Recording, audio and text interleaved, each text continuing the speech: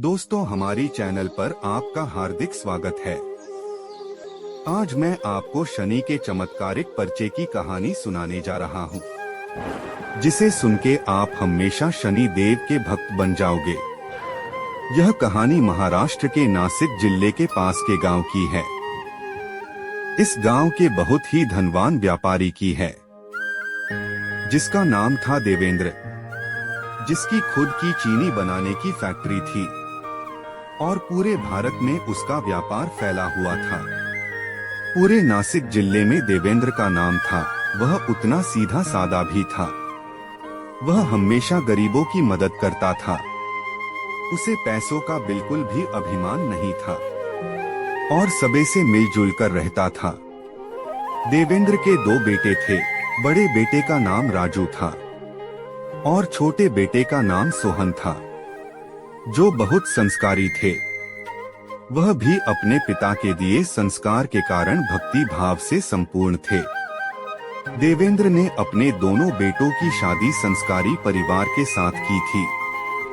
देवेंद्र की दोनों पुत्रवधू भी संस्कारी थी, जिसमें राजू की पत्नी का नाम सुनयना और सोहन की पत्नी का नाम बिमला था। देवेंद्र का जीवन बहुत सुखी तरह से गुजर रहा था। एक दिन किसी बीमारी के कारण देवेंद्र की मृत्यु हो गई। अब सारी जिम्मेदारी बड़े बेटे राजू के सिर पर आ गई। देवेंद्र ने अपने दोनों बेटों को अपने व्यवसाय का ज्ञान दिया था। बड़ा बेटा राजू पूरा ऑफिस का काम संभालता था और छोटा बेटा सोहन पूरी फैक्ट्री के यूनिट की देखभाल करता था। दोनों भाई सुखी जीवन जी रहे थे। एक दिन राजू की बीवी सुनयना के मन में खोट आए। उसकी मां ने उसके दिमाग में जहर डाल दिया कि तुम्हारा पति पूरा ऑफिस का और व्यवसाय संभालते हैं, फिर भी सारी मिलकत के दो बंटवारे होते हैं। तुम अपने पति को समझाओ और अपना अलग से व्यवसाय चालू करोगे तो तुम सुखी जीवन जी सकोगे। राजू की पत्नी की सुनयना के दिमाग में यह बात घर कर गई। वह उठते बैठते यही सोच रही थी कि माँ ने जो बात कही वह एकदम सच है। मुझे अपने पति से बात करनी होगी। यह सोचकर वह जब रात को राजू घर आया तो खाना खाने के बाद उससे बात की। सुनयना ने कहा कि तुम इतनी मेहनत करते हो, फिर भी आधी मिलकत तुम्हारा छोटा भाई सोहन ले जाता है और वह कुछ भी नहीं करता, फिर भी वह मजे से जिंदगी जी रहा है। राजू ने कहा वह भी उतनी मेहनत करता है। पूरी फैक्ट्री वह अकेला चलाता है। जितनी जरूर उसको मेरी है उतनी जरूर मुझे उसकी है, इसलिए हम अलग नहीं हो सकते। फिर भी सुनयना नहीं मानी। उसने कहा वह काम तो तुम दूसरे मजदूर को कम पगार देकर भी कर सकते हो। अपनी प्रॉपर्टी में से तो सोहन को हिस्सा नहीं देना पड़ेगा ना। राजू को धीरे धीरे अपनी पत्नी की सारी बात समझ आ गए। राजू ने कहा तुम्हारी बात तो सही है।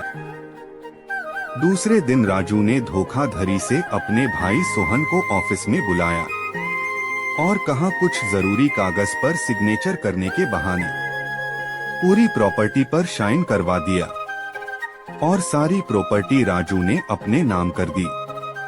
कुछ दिनों के बाद राजू ने कहा सोहन, आज से तुम इस फैक्ट्री में वर्कर की तरह काम करोगे, वह भी कम पगार पर। सोहन ने कहा भाई साहब, मैं कम पगार में यहाँ काम नहीं कर सकता, वरना मेरे में और वर्कर में क्या फर्क रहेगा।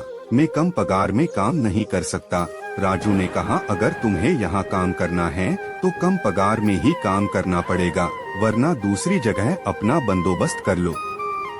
सोहन ने कहा अगर ऐसा ही है तो आप मेरा फैक्ट्री से हिस्सा अलग कर दो।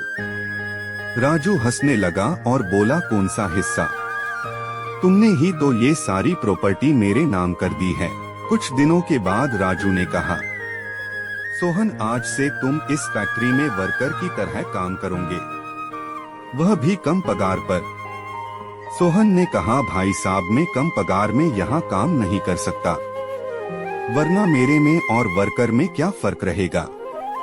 मैं कम पगार में काम नहीं कर सकता, राजू ने कहा, अगर तुम्हें यहाँ काम करना है तो कम पगार में ही काम करना पड़ेगा, वरना दूसरी जगह अपना बंदोबस्त कर लो। सोहन ने कहा, अगर ऐसा ही है तो आप मेरा फैक्ट्री से हिस्सा अलग कर दो। राजू हंसने लगा और बोला, कौन सा हिस्सा? तुमने ही तो ये सारी प्रॉपर्टी मेरे नाम कर दी है। सोहन ने कहा, भाई साहब यह हो ही नहीं सकता। राजू ने हस्ताक्षर किए कागज को दिखाया जिसमें लिखा था, मैं अपनी खुशी से मेरे हिस्से की सारी मिल्कत अपने बड़े भाई राजू को दे देता हूँ, उससे मुझे कोई प्रॉब्लम नहीं है। यह तुम्हारे ही हस्ताक्षर है ना? यह सुन के सोहन के पैरों से जैसे जमीन ही खिसक गए। उसको पता चल गया कि उसके साथ धोखा हुआ है। वह कहने लगा, भाई साहब आपने मेरे साथ धोखा किया है। राजू ने कहा, प्रॉपर्टी मेरे नाम हो के तुम्हारे नाम क्या फर्क पड़ता है? सोहन ने कहा, भाई साहब बहुत फर्क पड़ता है। आप मुझे अपना गुलाम बनाना चाहते हो, जो कभी भी नहीं हो सकता। राजू ने कहा, उसमें गुलामी की बात कहाँ आती है? सोहन ने कहा, मैं इस तरह गुलाम बनकर नहीं रह सकता। सारी प्रॉपर्टी आपको मुबारक, मैं अपना इंतजाम कहीं और कर लूंगा। यह फैक्ट्री भी आपको मुबारक कहकर चला गया और अपनी पत्नी बिमला के पास जाके सारी बात बताई। पत्नी भी संस्कारी थी। उन्होंने आपके साथ बहुत ही गलत किया है। भगवान हमेशा सच्चाई का ही साथ देते थे। बिमला शनि देव की बड़ी तनमन से सेवा पूजा करती थी, इसीलिए कोई भी गलत काम नहीं करती थी। उसे शनि देव पर अटूट श्रद्धा थी। उसने कहा, शनि देव सब अच्छा कर देंगे, तुम विश्वास रखो। इस तरह उसने सोहन को दिलासा दिया। बिमला रोज शनि देव से अपने साथ हुए धोखे की बात करती थी। शनि देव भी सब जानते थे। बिमला ने 21 शनि के उपवास का प्रण लिया और शनि देव की प्रार्थना करने लगी। सोहन ने सोचा, अब मेरे पास कुछ बचा ही नहीं है, तो मैं यहाँ रहकर क्या करूँगा? मुझे इस गांव को छोड़कर अपना बंदोबस्त कहीं और करना होगा। ऐसा सोच के वह गांव छोड़ के दूसरे गांव में गया और उसने दूसरे गांव में अपनी रोजी रोटी करने के लिए एक दूसरी फैक्ट्री में काम करने लगा। उसे फैक्ट्री चलाने का अच्छा अनुभव भी था। वह पूरी ईमानदारी से काम कर रहा था। उसकी मेहनत से फैक्ट्री में अच्छा मुनाफा भी करने लगी। यह देखकर फैक्ट्री के मालिक ने उसे मैनेजर की बना दिया और उसकी पगार भी बढ़ा दी। यह सब शनि देव की कृपा और उसकी पत्नी बिमला की शनि भक्ति से सब अच्छा होने लगा। वह और उसकी पत्नी सुखी जीवन जीने लगा। उधर राजू को अपने किए कर्मों की सजा भी मिलने लगी। बिमला की भक्ति से शनि देव ने उसके साथ हुए अन्याय का बदला और राजू के कर्मों बुरे और छोटे भाई को धोखाधड़ी से हस्ताक्षर जैसे बुरे कर्मों का फल देने उस पर 7.5 की अपनी वक्र दृष्टि डाली। शनि देव की कृपा से वहाँ सोहन और बिमला सुखी जीवन जी रहे थे। वहाँ राजू पर शनि की दृष्टि के कारण और बुरे कर्मों के कारण वह बर्बाद हो गया। क्योंकि सोहन फैक्ट्री का मालिक था, वह तनमन से अपना होके काम करता था। राजू ने उसको वहाँ से धोखे से निकाल दिया। उसकी पत्नी सुनैना की बातों में आके अपने सगे भाई के साथ धोखा दिया और सारी जायदाद अपने नाम कर दी और सोहन को जाने के बाद उसकी जगह जिसको नौकरी पर रखा, उसने सिर्फ अपने पगार और पैसे से ही मतलब रखता था। उसको फैक्ट्री के नफे नुकसान के बारे में उसको कोई चिंता नहीं थी। धीरे धीरे फैक्ट्री नुकसान करने लगी और राजू भी बर्बाद होने लगा। एक समय तो ऐसा भी आया कि फैक्ट्री चलाने के लिए कुछ लोगों से पैसे ब्याज पर लिए थे और समय पर पेश नहीं देने की वजह से फैक्ट्री और घर भी लोगों को पैसे चुकाने में बेच दिए। फिर भी नुकसान पूरा भरपाई कर पाया। वह दुखी हो गया था और उसे खाने के भी तड़पता था। कोई उसे खाने का भी भाव नहीं पूछता था। ठीक है, चलो मैं तुम्हें उनके पास ले जाता हूँ। कहकर उमेश सोहन को अपने भाई राजू के पास ले गया। राजू ने अपने भाई सोहन को देखकर फूट फूट कर रोने लगा और सोहन से माफी मांगी और बोला, मैंने तुमसे धोखे से जो जायदाद हड़प ली थी, आज मैं उसका ही फल भुगत रहा हूँ। मैं पूरी तरह से बर्बाद हो गया हूँ। राजू ने कहा, हो सके तो मुझे माफ करना। उसकी भाभी सुनयना ने भी कहा, यह सब मेरा ही किया कराया है। जो मैं लोगों की बातों में आके तुम्हें जायदाद से अलग कर दिया, हो सके तो मुझे भी माफ करना। सोहन ने, भाई साहब आप दुखी मत होइए, अब मैं आ गया हूँ, सब अच्छा ही होगा। ऐसा कहकर सोहन ने अपनी नौकरी छोड़ के नए से धंधा शुरू किया और दोनों भाई की मेहनत रंग लाई और फिर से वह सुखी जीवन जीने लगे और जितने पैसे कमाए उससे अपने पुरखों की हवेली भी उन्होंने खरीद ली और दोनों भाई सुखी जीवन जीने लगी। सोहन की पत्नी ने कहा, यह सब शनि की कृपा और दया से हुआ है कि आज फिर दोनों भाई एक होकर व्यापार संभल रहे हैं। दोस्तों, इस कहानी से हमें यह सीख लेनी चाहिए कि लोगों की बातों आकर कभी अपना और परिवार के साथ कभी भी नहीं खराब करे और अच्छे कर्म करे, फल की आशा कभी नहीं रखें। अगर अच्छे कर्म करोगे तो फल अच्छा ही मिलेगा, बुरा कर्म कभी न करे नहीं तो शनि देव के प्रकोप का सामना करना पड़ेगा, क्योंकि शनि देव कर्म फलदाता है। जैसा कर्म करोगे वैसा ही फल मिलेगा, इसीलिए शनि दया प्राप्त करने के लिए अच्छे कर्म करें। शनि की मेहरबानी हमेशा हर जीव पर बनी रहेगी। दोस्तों, हमारी कहानी आपको कैसे लगी यह हमें कमेंट बॉक्स में जरूर लिखें और शनि मंत्र ओम सम शनेश्वराय नमः जरूर लिखें और चैनल को लाइक करें और सब्सक्राइब जरूर करें।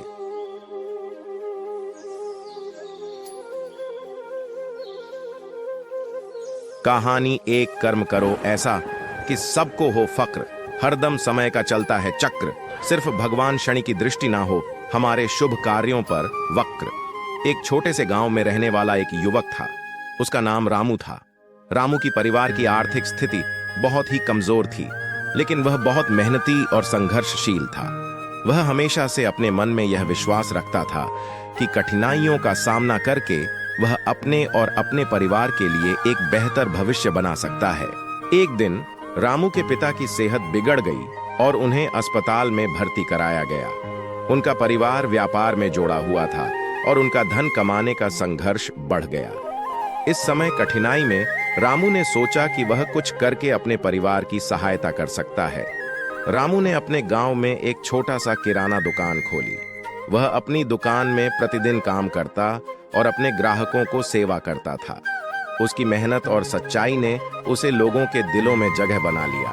कुछ समय बाद रामू की दुकान की लाभकारी होने लगी और उसका व्यापार बढ़ गया। उसने अपने परिवार की आर्थिक स्थिति में सुधार किया और अपने पिता की इलाज की चिकित्सा की जिम्मेदारी भी उठाई। एक दिन रामू की दुकान में एक अज्ञात व्यक्ति आया और उन्हें बड़ा ऑफर दिया। वह रामू के साथ विदेश में व्यापार करने के लिए उन्हें आमंत्रित किया, लेकिन रामू ने उसे इनकार कर दिया क्योंकि वह अपने गांव और अपने परिवार के साथ खुश था। रामू की ईमानदारी, मेहनत और निष्ठा ने उसे अनेक लोगों के मन में गहरा आदर और सम्मान दिलाया। उसकी शुभ कामनाएं और सकारात्मक सोच उसकी दुकान को एक सफल और विश्वसनीय व्यवसाय बनाने में मदद की। धीरे धीरे रामू की दुकान बड़ी हो गई और उसका नाम गांव के सबसे सफल व्यापारी में गणित हो गया। रामू ने दिखाया कि कठिनाइयों का सामना करने वाले व्यक्ति हमेशा सफल होते हैं। उसने यह सिद्ध किया कि समय की चक्रवात से लड़कर मेहनत और संघर्ष से उसने अपने सपनों को हकीकत में बदल दिया। इस कहानी से हमें यह सीखने को मिलता है कि हमें हमेशा ईमानदारी से काम करना चाहिए और अपने सपनों को पूरा करने के लिए मेहनत करनी चाहिए। कठिनाइयों का सामना करना हमें और मजबूत बनाता है और हमें अधिक उन्नति की ओर ले जाता है। कहानी 2, कभी मंगल तो कभी शनि, कभी राहु भारी है। हर किसी के जीवन में एक संघर्ष जारी है। गांव के एक गरीब परिवार में जन्मी एक लड़की का नाम लक्ष्मी था। उसके परिवार में गरीबी की समस्या थी, लेकिन लक्ष्मी के माता पिता ने उसे सिखाया कि कभी भी हालातों को हार मानने का मतलब नहीं है। उन्होंने उसे यह बताया कि जीवन में संघर्ष अनिवार्य है, लेकिन सही दिशा में कदम बढ़ाने से हर मुश्किल को आसानी से पार किया जा सकता है। लक्ष्मी ने अपने माता पिता के उपदेशों को ध्यान में रखते हुए अपनी पढ़ाई में मेहनत की और अच्छे अंक प्राप्त किए।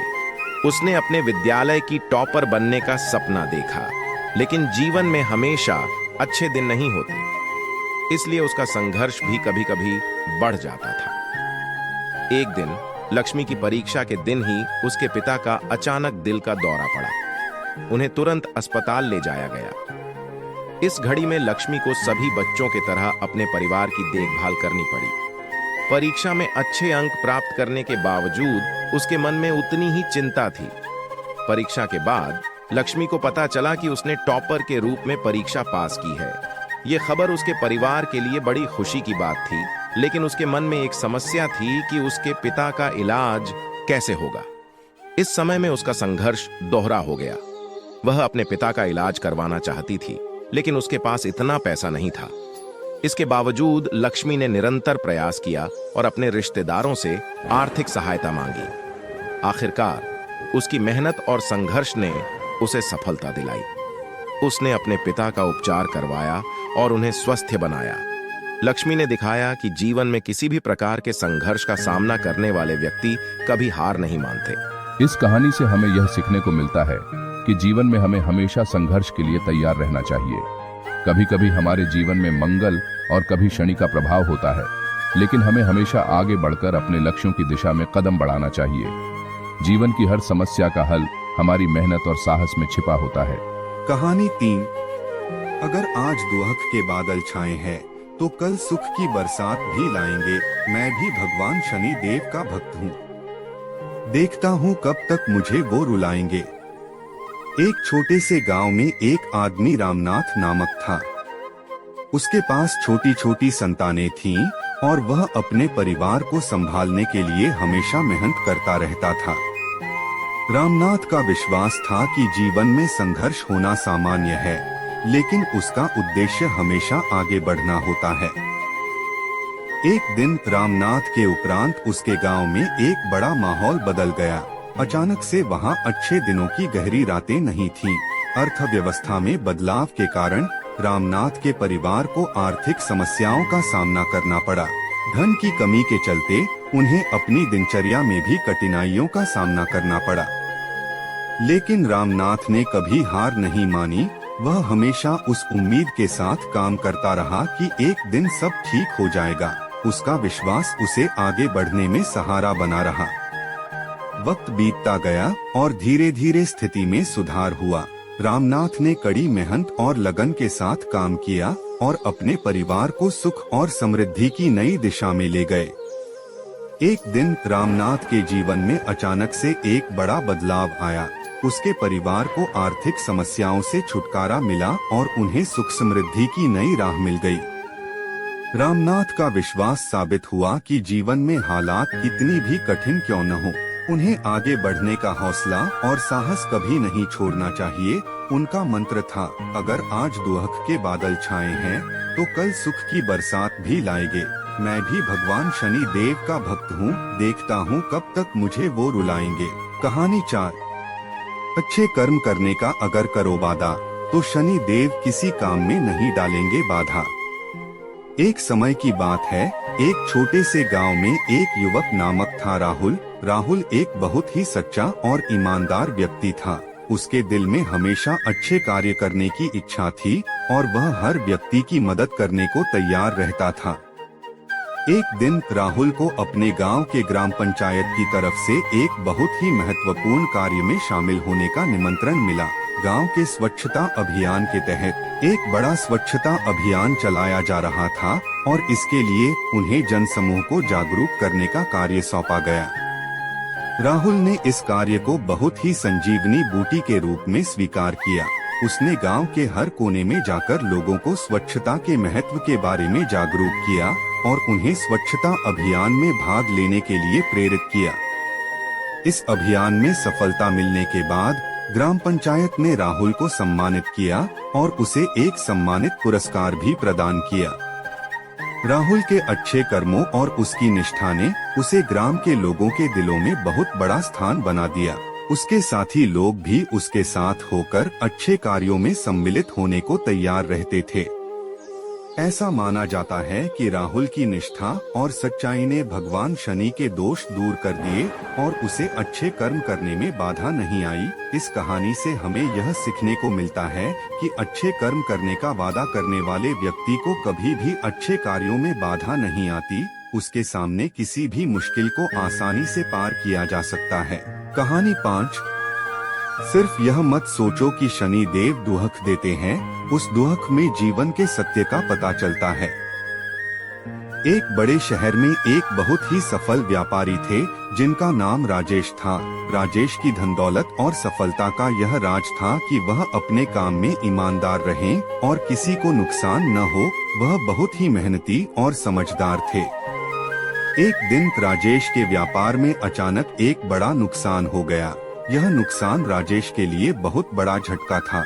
वह इस नुकसान के बादलों में डूब गए और अपने जीवन के संपूर्ण में उदास और निराश हो गए।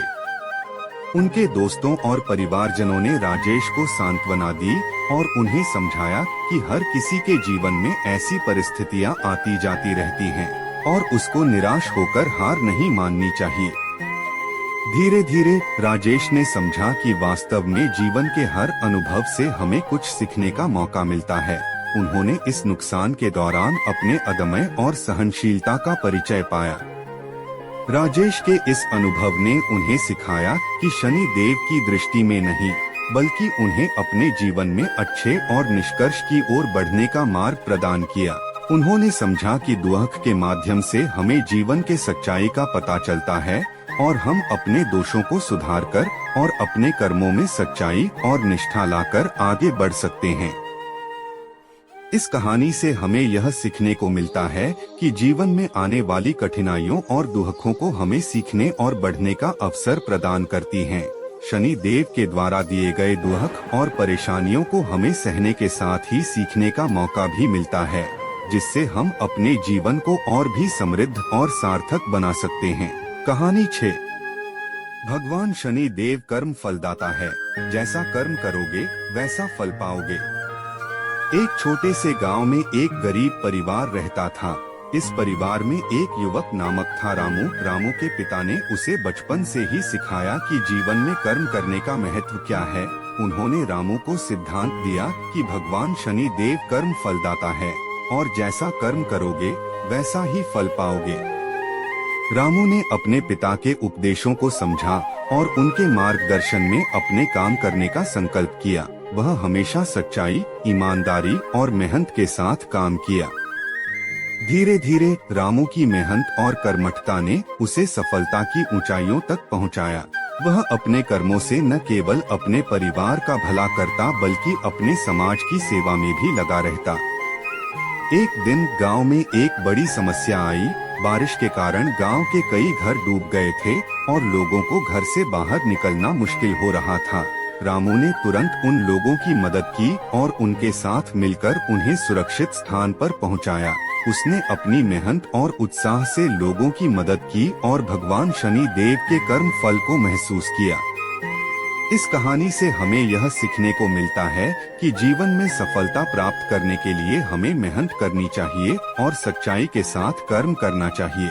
भगवान शनि देव हमें हमारे कर्मों के अनुसार फल देते हैं और उन्हें प्रसन्न करने के लिए हमें उत्तम कर्म करने की दिशा में अग्रसर होना चाहिए।